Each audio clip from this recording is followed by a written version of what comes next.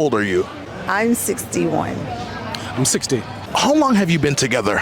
A total of 31 Yeah, we years. dated for 6 years, then we got married. 25. Yeah. For half your entire lives, y'all have spent it together. I've never looked at it that way, but you're right. Yeah, absolutely, half our lives. How does one make a relationship last 30 plus years? Part of it is just learning that person. Know what not to say, what not to push, and learning to compromise. Half their lives together. That's wild, right? You can't fake that kind of longevity. They just said something most couples miss: learning that person. That's the foundation of every strong marriage.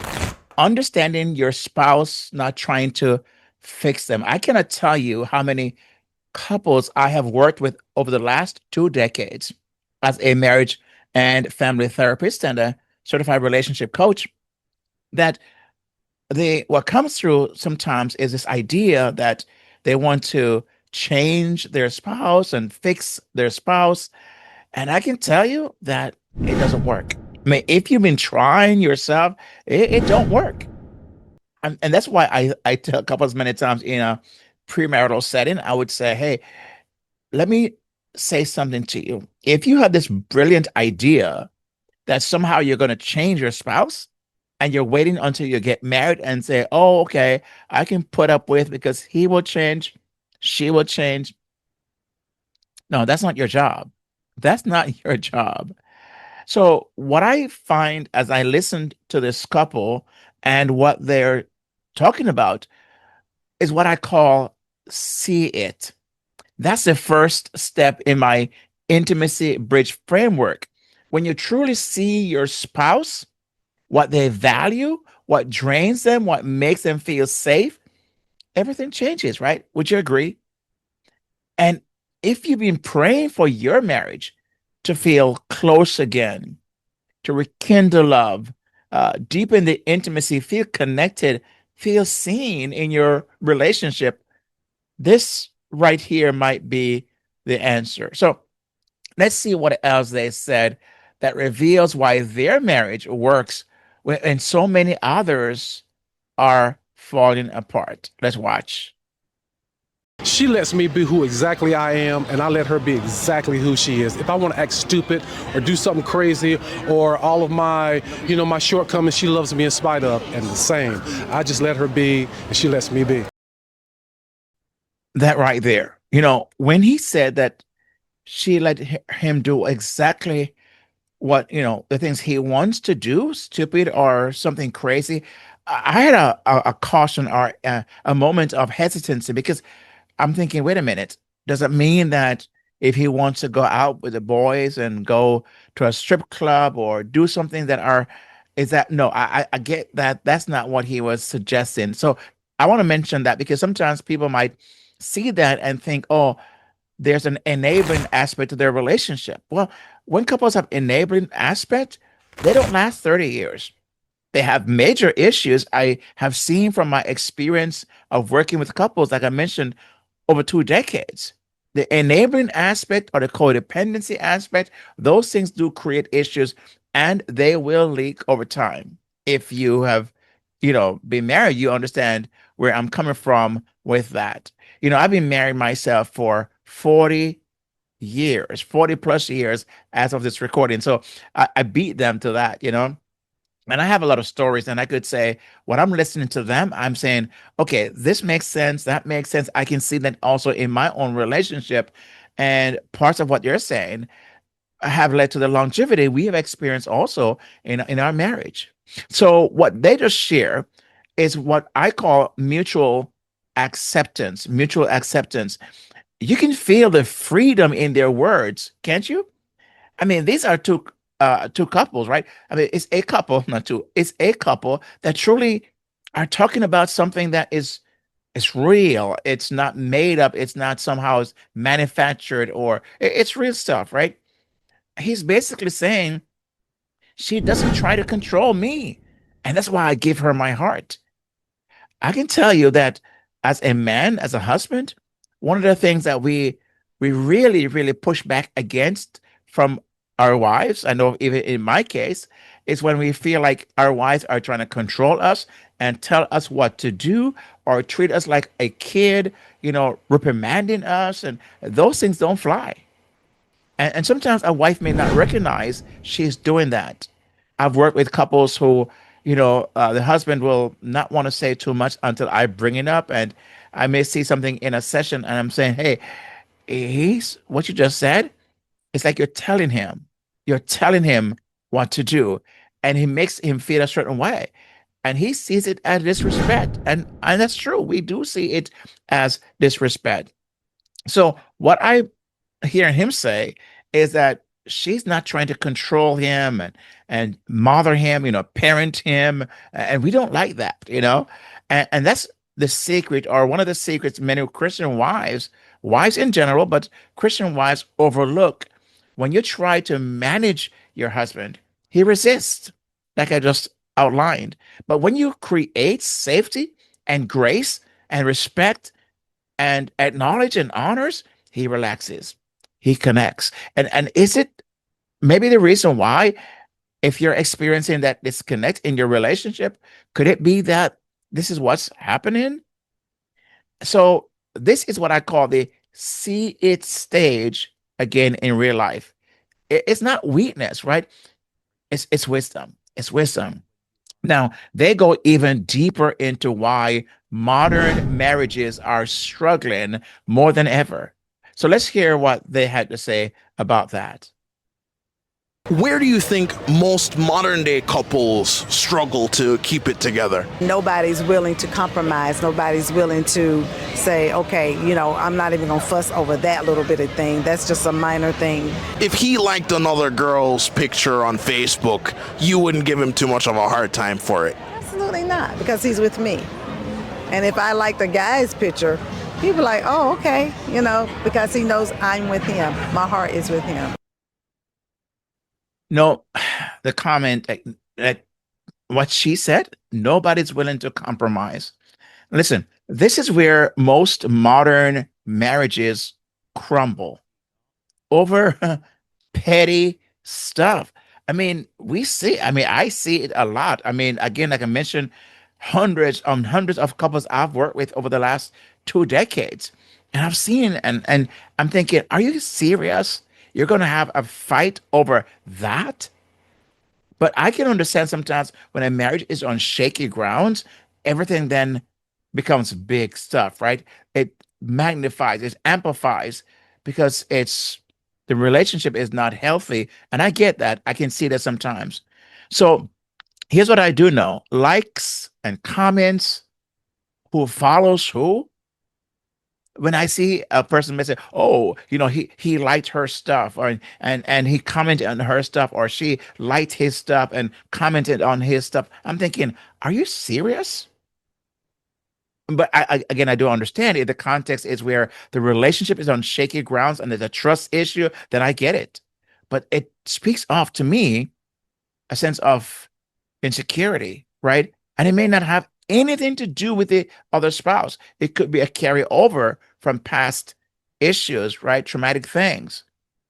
So when these are the fights that they have over who follows who on social media, these distractions that feed insecurity. But this wife, as you saw and you've heard, she's secure, wouldn't you say? Excuse me. She's not threatened because she knows where his heart is. That's confidence born out of connection. As you have heard, she's confident. She never even flinched on that. She just came back and said, "Yeah, I can like some guy stuff as well." But it doesn't shake our relationship. When you build a strong foundation, like little things don't shake you, right? Don't shake you. I mean, it's interesting that my wife was talking to someone on the phone, and she had that person on speakerphone asking about something. And at the end, it was a gentleman. And at the end, because I mean, he knows her and she knows, I didn't know of him. Well, I know of him, but I didn't know him. And the work she does, his a patient in that office. And so she was telling me about something that he did that I needed some help in. So I was trying to reach out to him, but she hadn't made the call. And at the end, he said something like, I think he said, "Oh, no problem, dear," or something of that kind. Almost an endearment. And I'm thinking like some people would freak out and thinking like, "Are you serious?" I'm thinking, "What's the big deal?" Ain't no. I mean, I can tell you, my wife would tell you if she was here. I was working many, many years ago in a church setting, and so we had a lot of close relationships, and people are just so much in endearment, and the culture that the cultural makeup of the congregation was such people love to hug and just call you honey and sweetheart and dear, and even the pastor he would say sometimes to some other lady sweetheart in the presence of his wife, and no big deal. People would say it to me, and no big deal. Why? Because we were secure. It wasn't an issue. And so, what I do, having learned along the way, and not all relationships or marriages are that way, and I get it. And so, I'm not somehow here advocating and say, go ahead and just do those things frivolously and without thought, because you will damage your relationship. Depends on the strength of it. So, I'm not here saying every relationship can handle that. No, they can't. And I know they can't, and I'm not saying it should.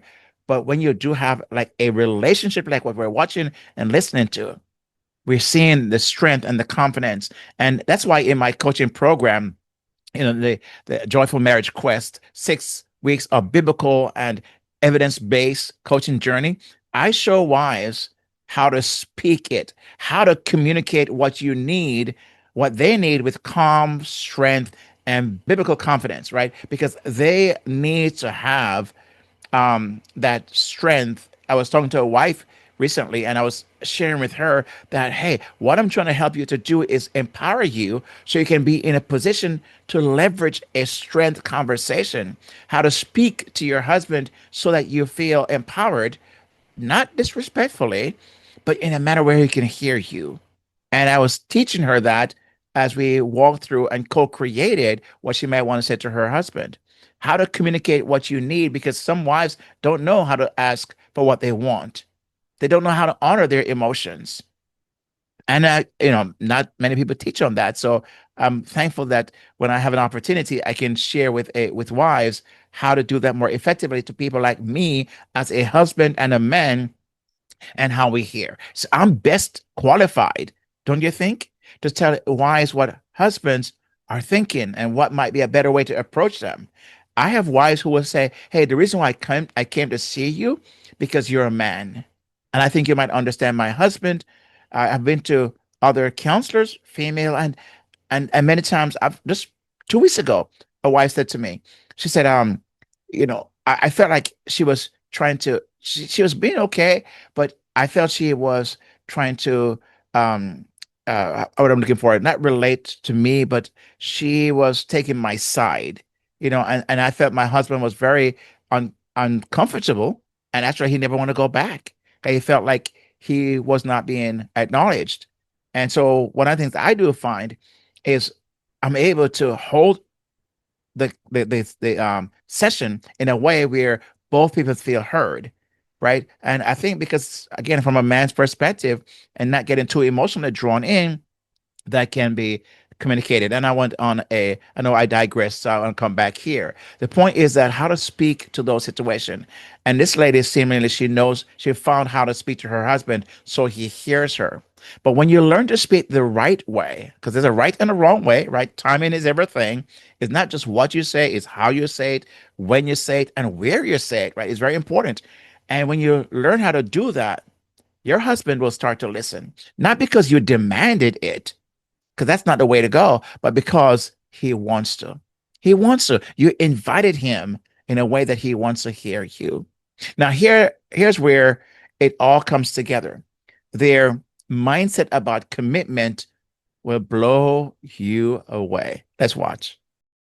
Some people aren't as fortunate to have examples like we did. Her mom and dad are married 60 plus years still together. My parents are deceased, but they were married like 60 years before they passed away. So we don't really have an excuse. One thing he said to me before we got married is divorce is not an option. Whatever we go through, whatever happens, we can work it out and we will work it out. That's it, right? That's the heart of a covenant marriage. They didn't hope it would last. They decided it would. I heard someone said recently about this word decide or decided, how it means that when you decide something, you're cutting something off. And so when you decide, you're cutting off every other options. You're making other options obsolete. That's deciding. And they didn't just hope and wish for that their marriage. They decided it would. And they're working on it have led to for 30 years. For us, 40 years, because my wife and I decided we would never use a D word in our relationship. And I tell couples many times, do not introduce the word divorce to the narrative on the script of your relationship. Because once you put that out there, it's out there, and that began to become something that is a slippery slope, right? So it's not something that you want to throw out, whether out of anger or frustration or any of that kind. Is be careful. Decide that you will not use that word in your marriage. And they decided. And by the way, I want to give you at the end of this video, so hang in there. I want to give you a free gift. It's a booklet about reconnect, and in that book I share very, very quick, simple, short ways of how you can do this very thing we're talking about. And I also want to give you 6 takeaways that will be very, very helpful for you in having watched this video. But they decided, and here's what also, which I think is very important, they saw godly examples, parents married 60 plus years, and they said, we'll carry that baton. That is very important. And unfortunately, in the time we're living in, very few couples have that legacy. My dad and my mom were married up until the day he died first, and then she died much later, but she never remarried. They were almost, I think they were 50 plus years of marriage. My wife, her parents, I mean, they were married until her mom died, and then the dad died a few years later. But over, I think it was almost 50 years plus. So between my wife and I, we have almost 100 years of example around us. Imagine, wow, to think about that, 100 years, that's crazy, right? To think about that. But that's what I mean when I say integrating biblical principles, because this is part of a biblical principle about marriage, about deciding and covenant. And it's the fastest and most effective way to build a happier, longer lasting marriage, because you're going to have a Christ-like mindset. And that is so critical for walking in forgiveness and in love and in patience, slow to anger. All those things are biblical. And that's important to build the fabric of a marriage. Now, hey, by the way, if you've not yet subscribed to this channel, this is a great opportunity. If you're getting something from this, to subscribe and hit the thumbs up button. I really appreciate that, because it will really let me know that this is something that you are digging and probably would want more of that. Now, before I share then these takeaways, I want you to take a few seconds just to hit that subscribe, hit that thumbs up button. And if there's a comment that you want to share, I'm going to have a question at the end to ask you that I want you to respond to. In the comment, I would love to have a conversation with you and hear your thoughts about what it is I've shared so far, right? And then also when you subscribe, you'll be, of course, notified of what's coming up next that will help you rebuild that same kind of connection in your own marriage. Now, here are the takeaways that I want to share with you. And the first one is see it in your marriage. Make sure that you're practicing the see it principle, right? Which is to understand your spouse. Stop assuming, start observing. Speak about the things you observe and you notice, which leads to our next takeaway is speak it. Communicate with calm confidence, not criticism, right? And timing is very, very critical in when you speak it. Third takeaway, sow it. Do small, intentional acts that rebuild emotional safety. Small things. Use words, gratitude words. Sow gratitude, sow peace, sow kindness, and sow helps, things that you may do for each other. Those are sowing into the relationship. I call them small deposits being made in the relationship. Number four, compromise. It's not losing, it's loving, right? I know compromise may have a negative connotation sometimes, but no, you're simply saying, how do we find a common ground in our relationship? Number five, commitment mindset. As I mentioned before, divorce is not an option, right? Prayer and patience are. Those are important in the relationship. And number six, grace over guilt. Let go of perfection. There's no perfect marriage. I can tell you, my marriage for 40 years is by the grace of God, but for God, but God. Because I can tell you, there are times in our marriage we've had difficult challenges, but God is so faithful. God is so merciful. God is so gracious. He's made a difference in our relationship. So, grace over guilt, let go of perfection, and focus on connection. What you've just witnessed here as you listen to this video, this interview, you just witnessed what's possible when two people, right, live by biblical principles, not pop culture's advice. Would you agree with that? If you've ever thought, you know, I wish we could have, as you listen, that kind of connection, or even have it again because you once had it, I'm here to tell you, you can, right? Because that's exactly what I help wives rediscover inside the Joyful Marriage Quest. As I mentioned earlier, a 6-week biblical and evidence based coaching journey where you'll learn to rebuild emotional intimacy, feel seen again, and restore peace in your marriage. So if you're interested in that, and also an upcoming webinar, get on my wait list at buildyourhappiermarriage.com/wait list. And when you do, you're going to get immediately sent to you my booklet, a free booklet called Reconnect, a quick guide for wives who feel like they're doing it all. So I want you to make sure you get that. Now, here's a question I want to ask and for you to comment on, and let's have the conversation is, what part of their story hit you the most? The compromise, the mindset? Comment below. What was your first reaction when you saw that? So the question really is, and it's going to be pinned as well, so you can also see the question there. What part of their story hit you the most, and why? I would love to hear your thoughts on that.